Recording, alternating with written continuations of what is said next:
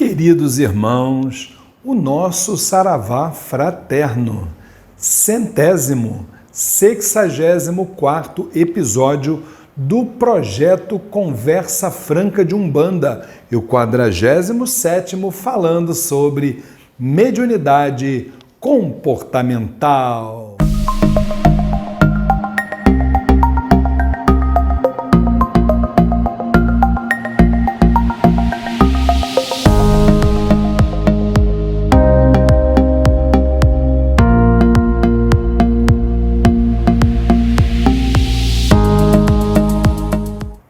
E hoje traremos um tema aqui de grande importância, né? Vamos falar sobre o aborto, e isso é, sem dúvida, um assunto que precisa ser debatido por toda a sociedade, porém, de forma fraterna, convergente, entendendo que ninguém dispõe da verdade absoluta, né? E a partir daí a gente possa, né, de forma equilibrada, contribuir com o diálogo para aqueles irmãos que necessitarem, por exemplo, de um esclarecimento, né? Então, como religiosos que nós somos, a gente entende, né, que nós podemos dar a nossa ajuda para um diálogo respeitoso, abordando principalmente o olhar espiritualista antes das questões materiais. Então, vamos lá. Bem, devemos começar recordando que nós fomos, somos e seremos sempre seres espirituais. Isso é, obviamente, a nossa visão, a visão de qualquer religião ou filosofia reencarnacionista, né?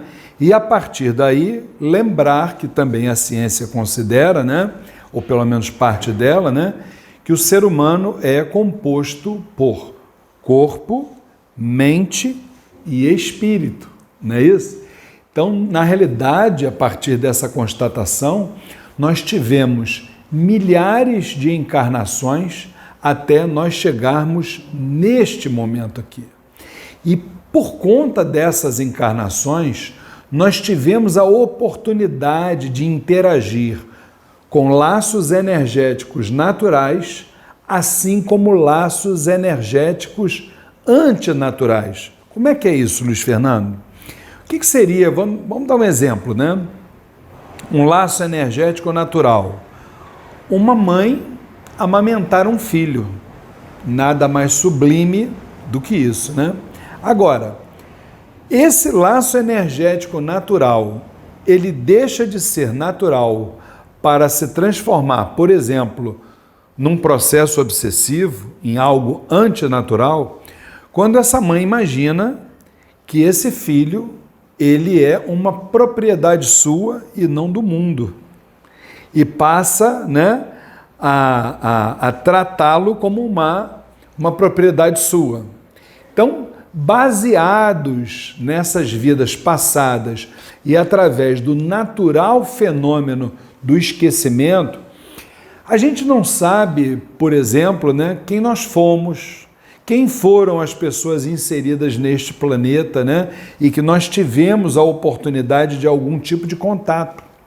Nós não sabemos, por exemplo, quais os inimigos que nós tivemos em outras vidas. Nós não sabemos também que tipo de malefício nós podemos ter feito a determinadas pessoas em épocas pretéritas, em vidas passadas. Bem, aí, dito tudo isto, né, até aqui nós falamos de parte espiritual. Aí vamos agora passar para a parte material. Em que momento acontece o milagre da vida? Né? Em que instante o sopro divino passa a animar o corpo daquele novo ser que logo, logo vai surgir na Terra? Gente, com certeza, as respostas para essas perguntas sempre inquietaram a humanidade. E aí a gente nota, né, que se debruçam sobre essas perguntas filósofos, religiosos, cientistas, entre outros. Mas, sem aqui querer menosprezar qualquer outra ferramenta do saber, nós sabemos que apenas a espiritualidade pode nos oferecer certezas. E aí o mais interessante é que essas certezas são muito semelhantes. Vocês querem ver só? Isso indica que algumas tradições religiosas, inclusive milenares ao redor do mundo, elas guardam entre si muitas coisas em comum. Vocês querem ver? Por exemplo, todas as religiões ou filosofias ditas reencarnacionistas ensinam que a vida se inicia no momento da concepção. Naquele momento em que o espermatozoide fecunda o óvulo, está se iniciando o mais complexo e comovente processo, a formação de um novo corpo humano. E aí, a certeza que nós temos, assegurada pelos nossos amigos espirituais, é que nesse instante, esse instante sagrado, sublime, o espírito se une ao corpo em formação. Por isso também que todas as religiões, principalmente aquelas que acreditam em vida fora da matéria, são unânimes em reprovar o aborto, A única exceção que nós fazemos é quando a gravidez ameaça a vida da mãe. E isso também é uma unanimidade em todas as crenças, sem dúvida nenhuma. Então, gente, se é assim, se todas as religiões que creem no karma e na reencarnação não recomendam, por que será que a humanidade insiste no aborto? E aí eu continuo perguntando, o que será que faz com que um pai ou uma mãe escolham matar o seu filho? O que nos move, isso é um pensamento nosso, em direção o que pode nos mover, em direção a um ato que vai vitimar uma criatura, frágil e desprotegida. A resposta, ela só pode estar numa visão limitada das realidades de cada ser.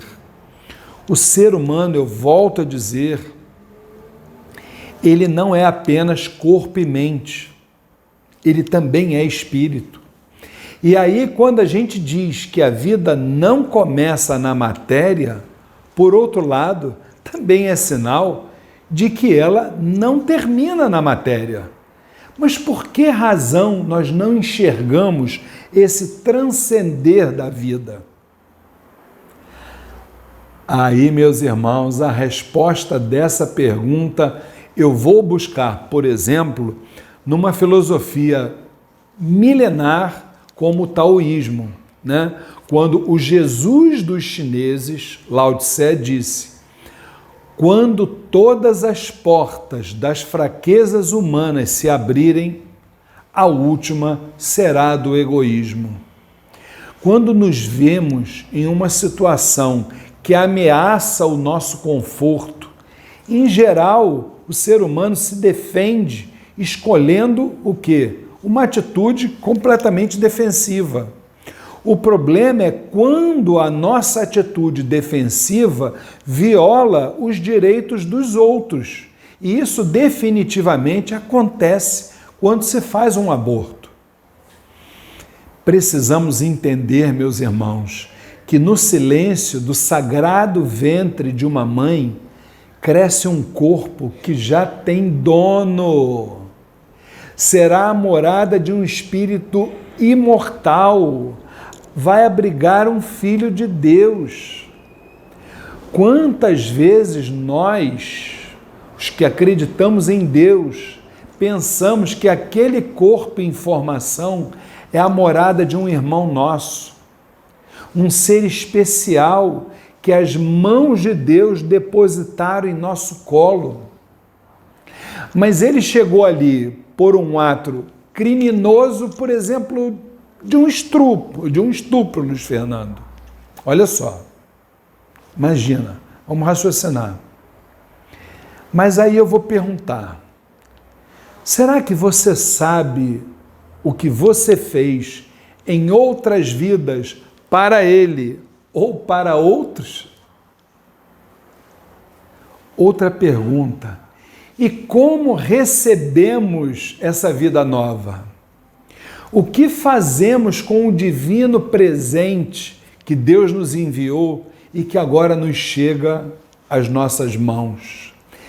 Será certa a gente sufocar esse novo ser quando ele está ainda tão frágil, tão pequenino? De forma nenhuma, gente. A vida pede proteção, a vida pede amparo. Em todos os países e idiomas do mundo, a maternidade é louvada como sublime. Nós não devemos, em nome dessa suposta modernidade, corromper os valores morais e éticos que a gente herdou. A lei natural é a lei do progresso, jamais de retrocesso. E aí hoje, o discurso de alguns segmentos é que a mulher deve ter poder de decisão sobre o seu corpo, né?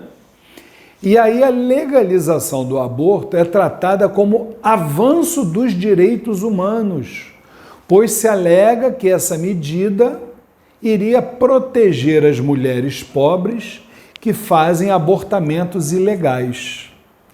Na nossa visão, são argumentações que nós respeitamos, mas temos o dever de discordar, porque elas partem de princípios absolutamente limitados.